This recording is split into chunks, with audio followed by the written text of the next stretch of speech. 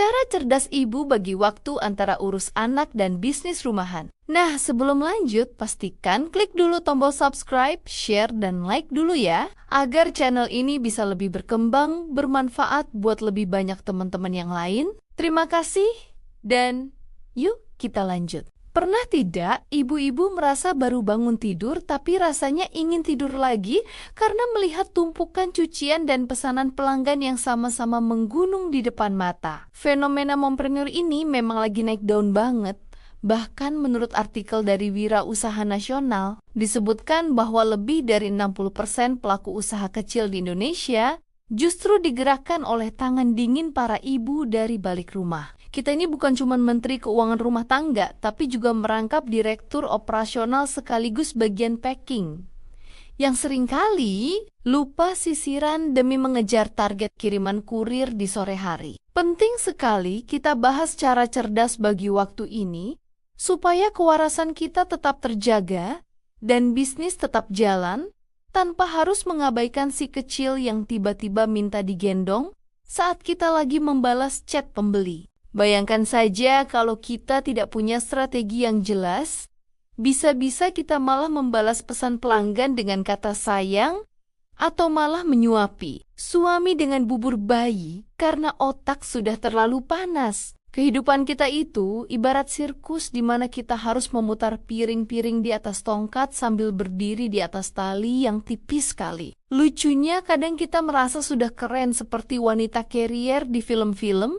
padahal aslinya kita sedang dasteran. Dengan bau bawang yang menempel di sela jari saat sedang melakukan pembukuan bulanan, semua kekacauan ini sebenarnya bisa kita atasi kalau kita tahu celah-celah waktu yang seringkali terbuang percuma hanya untuk melihat gosip artis di media sosial. Tips nomor 1 yang harus kita terapkan adalah sistem manajemen skala prioritas yang paling realistis, bukan sekadar teori di buku motivasi. Ibu-ibu harus bisa memilah mana pekerjaan yang bisa dikerjakan dalam 5 menit dan mana yang butuh konsentrasi penuh seperti saat si kecil sedang tidur siang dengan nyenyak. Contoh nyatanya adalah jangan pernah mencoba membalas komplain pelanggan yang ribet sambil menggoreng ikan karena hasilnya cuma 2, yaitu hati dongkol atau ikannya yang gosong total. Selesaikan dulu urusan perut anak-anak baru.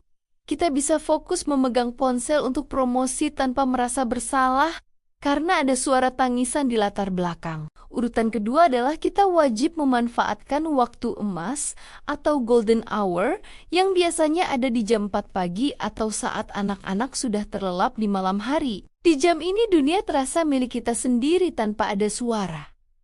Mama mana kaus kaki atau mama aku lapar yang memecah konsentrasi. Gunakan waktu tenang ini untuk melakukan pekerjaan yang butuh mikir keras, seperti merancang strategi promosi atau menghitung keuntungan yang seringkali habis buat beli jajan anak lagi. Memang butuh perjuangan untuk melawan rasa kantuk, tapi hasil yang didapatkan biasanya jauh lebih maksimal daripada bekerja di tengah keramaian anak-anak. Ya kalau mengantuk, ibu bisa membuat secangkir teh hangat ditemani biskuit kesukaan.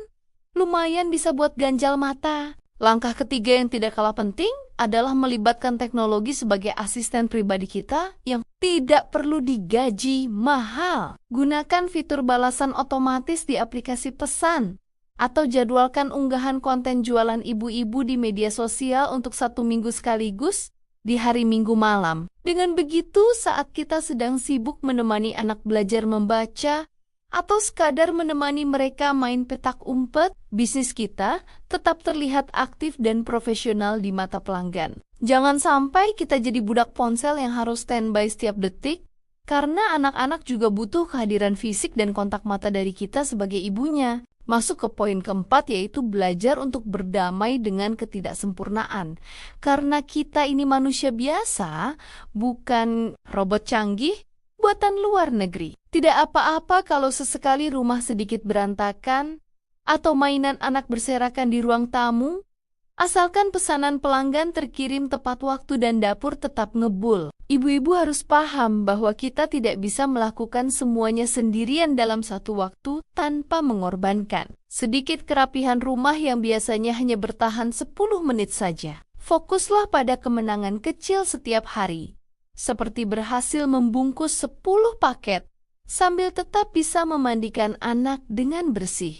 Poin kelima adalah pentingnya memiliki ruang kerja khusus, meskipun itu hanya di pojok meja makan yang kecil dan sederhana. Ruang ini menjadi pembatas psikologis bagi anak-anak bahwa kalau ibu sudah duduk di situ artinya ibu sedang bekerja dan tidak bisa diganggu kecuali ada keadaan darurat. Berikan pengertian kepada mereka dengan bahasa yang lembut bahwa ibu sedang berjuang, mengumpulkan pundi-pundi rupiah demi beli mainan baru atau jalan-jalan di akhir pekan nanti. Komunikasi yang baik dengan anak akan membantu mereka belajar menghargai profesi ibunya sejak dini dan melatih kemandirian mereka saat kita sedang sibuk. Kita juga harus sadar bahwa kesehatan mental kita adalah modal utama dalam menjalankan bisnis rumahan ini supaya tidak cepat tumbang. Jangan sampai kita terlalu ambisius mengejar omzet, tapi ujung-ujungnya malah gampang marah ke anak hanya karena masalah sepele seperti air tumpah.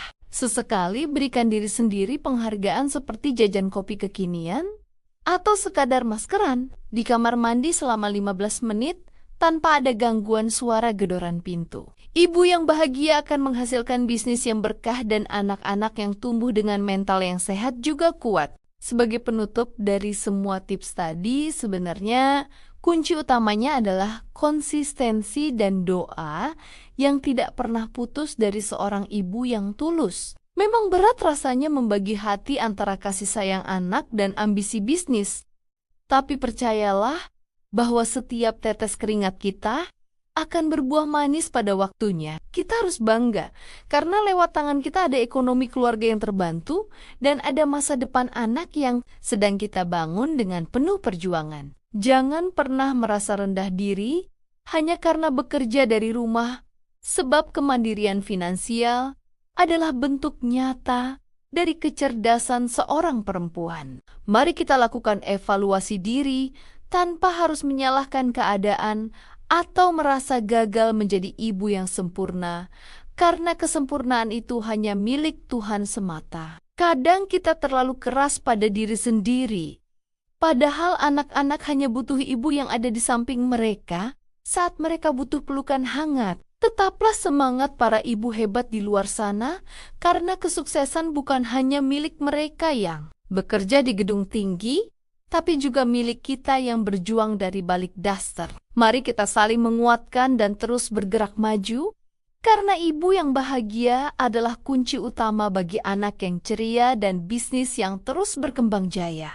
Terima kasih buat semua yang sudah mendengarkan ceritaku sampai akhir. Sampai ketemu lagi di video-video berikutnya.